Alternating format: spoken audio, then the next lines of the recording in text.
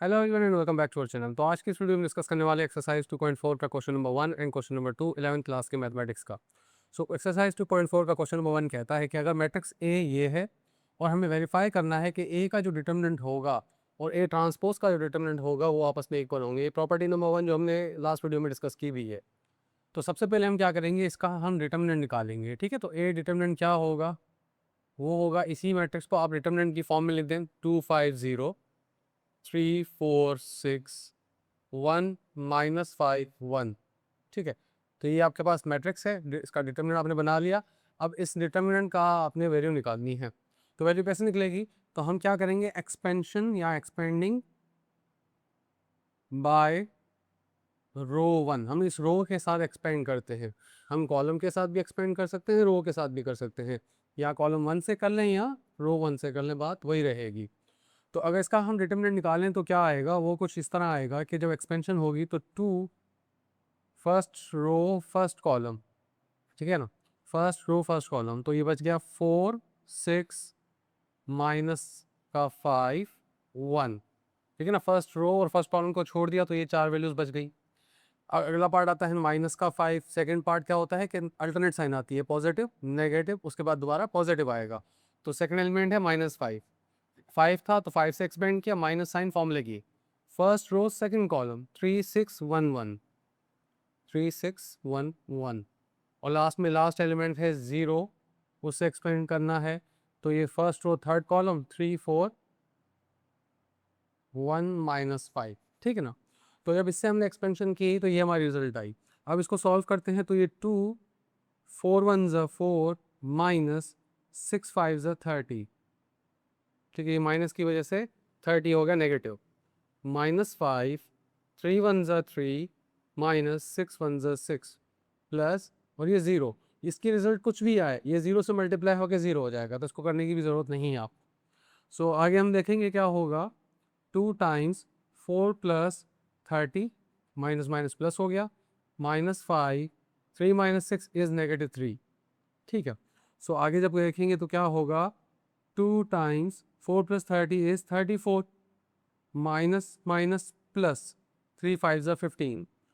अब इसको जब मल्टीप्लाई करेंगे तो क्या होगा, 2 4 ज़ा 8 2 3 ज़ा 6 प्लस 15। जब 15 और 68 ऐड होगा तो 5 और 8 हो गया 3, 1 कैरी हो गया, 1 और 1 2 2 और 6 ये हो गया 83। समझाई बात, तो ये हो गया ए डिटर्मिनेंट जो हमारी लेफ्ट हैंड साइड थी। अब हम क्या करते हैं, ए ट्रांसपोज का डिटर्मिनेंट निकालते हैं। सबसे पहले हम क्या करेंगे कि हम लेंगे भाई ए ट्रांसपोज का डिटर्मिनेंट। सो ये आपका डिटरमिनेंट था, अब इसका ट्रांसपोज करें, वो क्या होगा। अब ट्रांसपोज के अंदर आपको याद ही होगा, मैंने आपको समझाया था कि जो रोज हैं वो कॉलम्स बन जाते हैं और जो कॉलम्स हैं वो रोज बन जाएंगी। तो ये फर्स्ट रो बन जाएगा फर्स्ट कॉलम, सेकंड रो बन जाएगी सेकंड कॉलम, और ये थर्ड रो लास्ट वाली बन जाएगी थर्ड कॉलम। ठीक है, हमने रोज को कॉलम में शिफ्ट कर दिया तो ये हमारा डिटरमिनेंट का ट्रांसपोज हो गया। अब इस ट्रांसपोज को जब हम सॉल्व करेंगे तो किस तरह होगा, सेम तरीके से एक्सपेंडिंग बाय रो 1, हम रो 1 से ही एक्सपेंड करेंगे।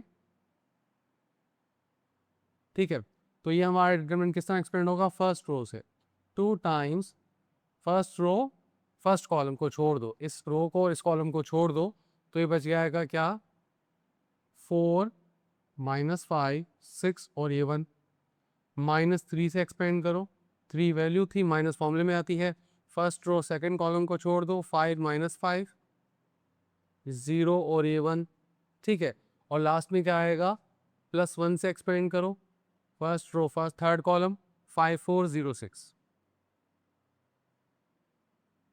ठीक है, अब ये एक्सपेंशन हो गई। अब इसको हम सॉल्व करेंगे, तो इसकी सॉल्यूशन क्या आएगा देखें, 2 टाइम्स 4 1 ज़ा 4 माइनस 5 6 ज़ा 30 और नेगेटिव।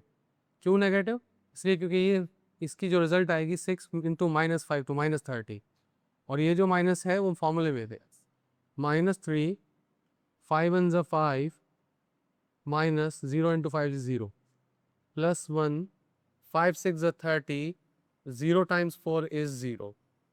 ठीक है, ये रिजल्ट आ गई यहाँ तक। अब आगे इसको सॉल्व करें तो क्या होगा, 2 टाइम्स 4 प्लस 30 इज 34, देखो माइनस माइनस प्लस हो जाएगी जैसे यहाँ पे हुई थी, ठीक है, और 34 हो गया, -3 × 5 + 1 × 30, ठीक है, माई जीरो खत्म हो गए, 2 34 इज 68, 3 5 15, 3 1 31 30, ठीक है, तो क्या हो रहा है आओ ये 68 और 30 ये हो गया 98 -15। अब इसमें से 15 माइनस कर तो 8 में से 5 गए तो 3, 9 में से 1 गया तो 8, 83। तो आप देख सकते हैं कि आपका लेफ्ट हैंड साइड जो ए डिटर्मिनेंट था वो भी 83 है और ए ट्रांसपोज का भी डिटर्मिनेंट 83 है। तो ये प्रॉपर्टी हमने यूनिवर्सल प्रॉपर्टी हमने पढ़ी हुई थी कि भाई ए डिटर्मिनेंट और ए ट्रांसपोज का डिटर्मिनेंट हमेशा इक्वल होंगे, तो ये प्रूव हो गया, हैंस प्रूव्ड। सो ये क्वेश्चन नंबर 1 था। अब चलेंगे क्वेश्चन नंबर 2 की तरफ। सो क्वेश्चन नंबर 2 का पार्ट 1 कहता है कि विदाउट एक्सपेंडिंग प्रूव दैट, हमें ये प्रूव करना है बिना एक्सपेंशन किए हुए, डिटरमिनेंट को एक्सपेंड नहीं करना, हमने डायरेक्ट इसकी एक्सपेंशन नहीं करनी, हमें इसको प्रॉपर्टीज़ की मदद से इसको सॉल्व करना है। लास्ट वीडियो में हमने 8 प्रॉपर्टीज़ ऑफ डिटरमिनेंट सीखी थी, वही प्रॉपर्टीज़ को इस्तेमाल करते हुए हमें इसको समझना है। अब देखिए क्वेश्चन आप मेरे समझिए, तो क्वेश्चन क्या है, ये एक डिटरमिनेंट है जो कि इक्वल्स टू 0 है। ये तो सबसे इजी क्वेश्चंस होते हैं जब भी आपका डिटरमिनेंट 0 के इक्वल हो जाए, तो ये बिल्कुल इजी होगा। अब इसके अंदर आपको क्या करना है, आपको इस पे एक भी ध्यान लगाना है कि भाई इस डिटरमिनेंट के अंदर कोई भी 2 रोज या कोई 2 कॉलम आइडेंटिकल हो जाएं। आइडेंटिकल का मतलब क्या होता है, एक जैसे हो जाएं। जैसे यहाँ पे 1 1 1 है तो यहाँ पे कहीं और 1 1 आ जाए, यहाँ पे z x y है तो यहाँ पे z x y आ जाए, इस तरह का कुछ काम हो तो ये 0 हो जाएगा। ये प्रॉपर्टी हमने डिस्कस की हुई लास्ट वीडियो के अंदर। या फिर कॉलम में भी ये हो सकता है कि 2 कॉलम्स एक जैसे हो जाएं। एक ये बात हो गई। दूसरी बात क्या होती है कि अगर किसी भी डिटर्मिनेंट के अंदर, किसी भी रो के अंदर सारे एलिमेंट या किसी कॉलम के अंदर सारे एलिमेंट 0 हो जाएं, जैसे कि यहाँ पे सब 0 हो जाए या फिर यहाँ सब 0 हो जाए, कहीं पे भी किसी भी रो में 0 हो जाए, किसी भी कॉलम में 0 हो जाए, तब ये डिटर्मिनेंट 0 के इक्वल होगा। तो इन प्रॉपर्टीज़ को हमें याद करके आगे करना होता है। तो देखें क्या होगा कि इस फर्स्ट रो में आप देखेंगे तो x प्लस वाई है, y प्लस जेड है, z प्लस एक्स है। यहाँ पे x प्लस वाई तो है, z नहीं है तो z नीचे रहा। y प्लस जेड तो है, x नहीं है तो x नीचे है। z प्लस एक्स यहाँ मौजूद है पर y नहीं है तो y नीचे रहा। तो अगर मैं इस पूरी रो को इसमें ऐड कर दूँ, क्या करूँ मैं कि बाय R1 के अंदर, R1 के अंदर जब मैं R1 प्लस R2 कर दूँ, रो 1 में मैंने रो 2 ऐड कर दी है, प्लस कर दिया है, तो इसको हम कहते हैं बेसिक एलिमेंट्री रो ऑपरेशंस। इसको अगर हम कर दें तो क्या होगा कि भाई ये डिटरमिनेंट हमारा क्या होगा, ये कुछ इस तरह बनेगा,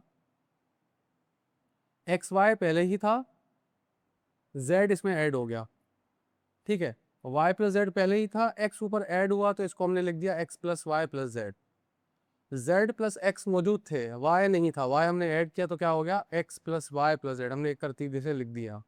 अच्छा एक बात नोट करें, यहाँ पे हमने चेंजिंग सिर्फ R1 में करनी है और कहीं चेंजिंग नहीं करनी, क्योंकि ये निशानी आपको क्या बता रही है कि चेंजिंग R1 में होनी है, ठीक है।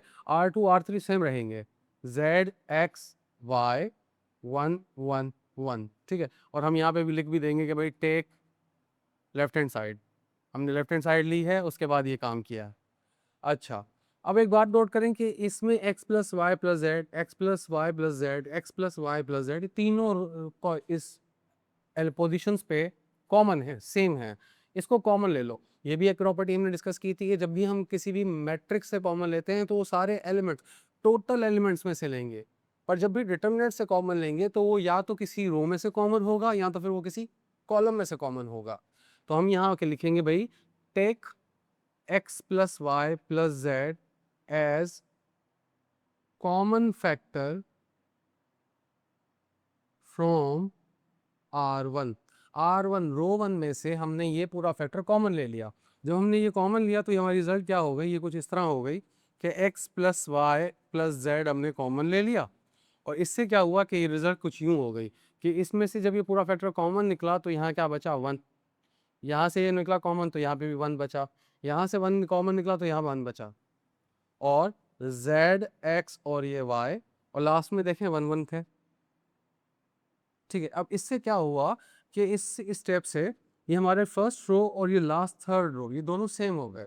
तो हम कह देंगे भाई रो 1 एंड रो 3 आर आइडेंटिकल। ये क्या है? आइडेंटिकल है। आइडेंटिकल का मतलब एक जैसे हैं, हम शक्ल हैं, बिल्कुल सेम है। तो जब ये रोज सेम हो जाएं तो इस डिटर्मिनेंट की वैल्यू ऑटोमेटिकली, प्रॉपर्टी हमने पढ़ी है कि वो क्या हो जाएगी, जीरो हो जाएगी। ये पूरा डिटर्मिनेंट क्या हो जाएगा, जीरो हो जाएगा। अब ये डिटर्मिनेंट अगर जीरो है तो ये जीरो इससे मल्टीप्लाई हुआ तो ये पूरी रिजल्ट भी जीरो के इक्वल हो गई। तो ये हमारी ही राइट हैंड साइड के इक्वल हो गया। राइट हैंड साइड पे क्या था, हमें प्रूव करना था कि राइट हैंड साइड पे जीरो आएगा, तो इट मीन्स ये प्रूव हो गया। तो इस तरीके से बिना एक्सपेंड किए आप क्वेश्चंस को प्रॉपर्टीज का इस्तेमाल करते हुए सॉल्व करते हैं। तो क्वेश्चन नंबर 2 का पार्ट 1 ये था। अब चलेंगे पार्ट 2 की तरफ। तो अब करेंगे क्वेश्चन नंबर 2 का पार्ट नंबर 2। वो कुछ यूं है कि ये बिल्कुल सेम ही क्वेश्चन है, उसमें हमारे पास वो रो की फॉर्म में था, अभी हमारे पास कॉलम की सूरत में है। तो याद रखें, जो भी ऑपरेशंस हम रो में करते हैं वो कॉलम में भी कर सकते हैं। तो इसीलिए अब हम क्या करने वाले हैं, देखें दोबारा से, इसमें y प्लस जेड तो है पर x नहीं है, तो x यहाँ से आ जाएगा। z प्लस एक्स तो है पर y नहीं है, तो y यहाँ से ऐड हो जाएगा। x प्लस वाई तो है पर z नहीं है, तो z यहाँ से आ जाएगा। तो अब हम क्या करेंगे, टेक लेफ्ट हैंड साइड। इस लेफ्ट हैंड साइड के अंदर हमने अभी क्या किया, बाय। अब इस स्टेप के बाद ये कॉलम, ये मैटर डिटरमिनेंट आपको लिखना होता है। बोर्ड पे जगह कम होने की वजह से मैं क्या करता हूँ, एक स्टेप छोड़ देता हूँ, आप ये कर सकते हैं। बाय कॉलम 3 के अंदर, ये थर्ड कॉलम है, ऑपरेशन पहले हमने रो 1 में किया था, अब हम थर्ड कॉलम में ऐड करना चाहते हैं। कॉलम 3 के अंदर क्या करना चाहते हैं कि कॉलम 3 के एलिमेंट्स को प्लस करना चाहते हैं कॉलम 2 के साथ। तो इससे क्या होगा, तो हमारा ये डिटर्मिनेंट जो है वो कुछ इस तरह दिखना शुरू हो जाएगा। चेंजिंग सिर्फ कॉलम 3 में आनी है, कॉलम 2 और कॉलम 1 ये दोनों सेम रहेंगे। जब ये चीज़ें इनमें ऐड हो गई तो y प्लस जेड में जब x ऐड हुआ तो ये हो गया x plus y plus z. y जब z प्लस एक्स में ऐड हुआ तो ये हो गया x plus y plus z. इसी तरह जब z ऐड होगा x प्लस वाई में तो x plus y plus z हो जाएगा। इससे क्या हुआ कि तीनों एलिमेंट्स एक जैसे हो गए। ये तीन एलिमेंट्स जब एक जैसे हो गए तो इसमें से हम कॉमन ले सकते हैं। हम क्या लिखेंगे भाई, take x plus y plus z as common factor from column 3। Third column में से, इस कॉलम में से ये पूरा फैक्टर हम कॉमन ले रहे हैं क्योंकि तीनों में मौजूद है। तो जब हमने ये कॉमन लिया तो 1 1 1 एक्स वाई जेड, और ये हो जाएगा 1 1 1।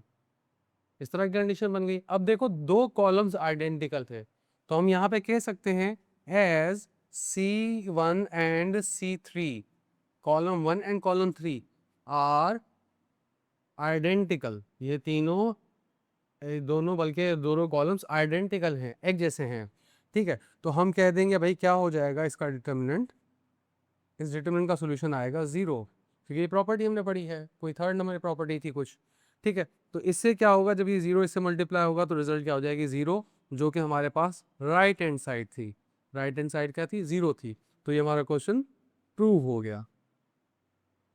ठीक है, तो ये क्वेश्चन नंबर 2 का पार्ट नंबर 2 था। अब चलेंगे क्वेश्चन नंबर 2 के पार्ट नंबर 3 पर।